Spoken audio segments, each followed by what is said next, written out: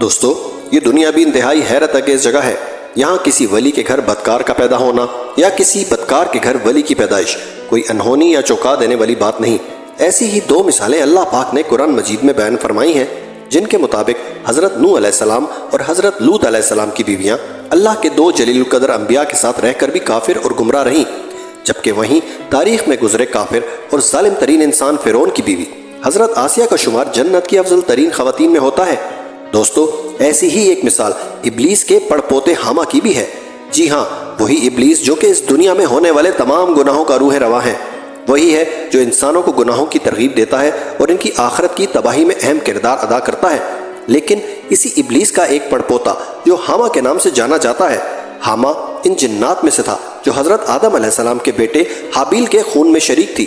اس کے باوجود کتب احادیث میں حاما کا ذکر انتہائی احسن الفاظ میں ملتا ہے۔ مختلف احادیث کے مطابق اس نے اپنے گناہوں سے توبہ کر کے بہت سے انبیاء کی صحبت اختیار کی اور ان سے آسمانی کتابوں کا علم حاصل کیا۔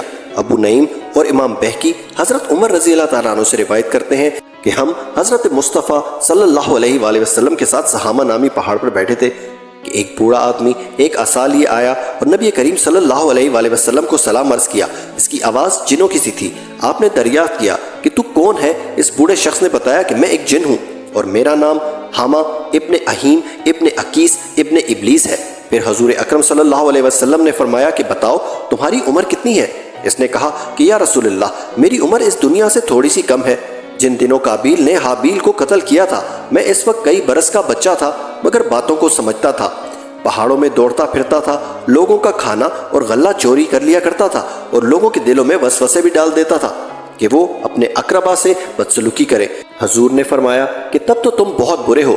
اس نے عرض کی، حضور مجھے ملامت نہ فرمائیے کیونکہ میں آپ کی خدمت میں توبہ کرنے حاضر ہوا ہوں۔ یا رسول اللہ، میں نے حضرت نوح علیہ السلام سے ملاقات کی ہے۔ میں ان کی مسجد میں رہا کرتا تھا اور ان پر ایمان لانے والوں میں سے تھا۔ میں نے ان سے کہا تھا کہ اے نوح، میں ان لوگوں میں سے ہوں جو حابیل بن آدم جیسی سعادت بیٹے کے خون میں شریک تھی، تو کیا پروردگار میری توبہ قبول فرمائیں گے؟ حضرت نوح علیہ السلام نے فرمایا، اے حاما، بھلائی کا ارادہ کر لے کہ اللہ تعالیٰ نے جو کلام مجھ پر نازل فرمایا ہے اس میں درج ہے کہ جو بندہ اللہ تعالیٰ کے حضور سچے دل سے توبہ کرتا ہے تو اللہ تعالیٰ اس کی توبہ قبول فرماتا ہے، لہٰذا اٹھ اور وضو کر کے 2 رکعت نماز پڑھ۔ حضرت نوح علیہ السلام نے فرمایا کہ حاما، تیری توبہ اللہ کے حضور قبول ہو چکی ہے۔ اس کے بعد میں 1 سال تک اپنے رب کی عبادت میں مصروف رہا۔ میں حضرت ہود علیہ السلام کے ساتھ بھی موجود تھا کہ جب وہ اپنی قوم میں تبلیغ کیا کرتے تھے۔ میں نے حضرت یعقوب علیہ السلام کی بھی زیارت کی ہے، جبکہ میں حضرت یوسف علیہ السلام اور حضرت الیاس علیہ السلام سے بھی ملاقاتیں کرتا رہا ہوں۔ میں نے حضرت موسیٰ علیہ السلام سے توریت کی تعلیم حاصل کی ہے۔ حضرت موسیٰ علیہ السلام نے فرمایا تھا کہ جب تم حضرت عیسیٰ علیہ السلام سے ملو تو انہیں میرا سلام عرض کرنا۔ جب میں حضرت عیسیٰ علیہ السلام سے ملاقات کی تو انہوں نے مجھ سے کہا کہ جب تم حضرت محمد مصطفیٰ صلی اللہ علیہ وآلہ وسلم سے ملاقات کرو تو انہیں میرا سلام دینا۔ حاما نے کہا کہ آج میں یہی امانت آپ تک پہنچانے کے لیے حاضر ہوا ہوں۔ یہ سن کر حضور پاک کی آنکھوں سے آنسو جاری ہو گئے۔ حضور نے فرمایا کہ سلامتی ہو حضرت عیسیٰ علیہ السلام پر اور اس امانت کو پہنچانے والے پر بھی۔ حاما نے عرض کی کہ یا رسول اللہ، آپ بھی میرے ساتھ وہی معاملہ فرمائیں جو حضرت موسیٰ علیہ السلام نے کیا، یعنی انہوں نے مجھے توریت کی تعلیم دی۔